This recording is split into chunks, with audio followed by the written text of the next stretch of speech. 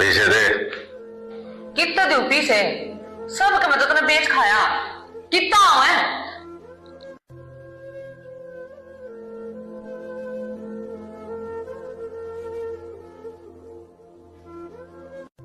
बेटी क्यों रोन मांग रही है? कुछ ना ताई, मेरा खसम दारू को नहीं छोड़ता। आज मैं छटवाऊंगी।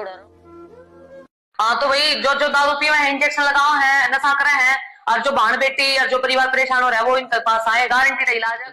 अगर हमारे क्लिनिक पे आते हो तो जी पहले दिन से ही नशा बंद करा देंगे।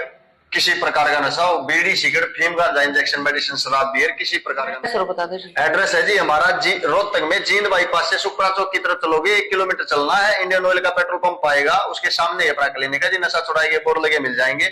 हमारे 2 ही नंबर हैं, उनके ऊपर हाय हेलो का मैसेज करो, हमारी एड्रेस और लोकेशन आपके पास आ जाएगी। अन्य हमारी कोई ब्रांच नहीं है, एक ही हमारी ब्रांच है जींद बाईपास पे।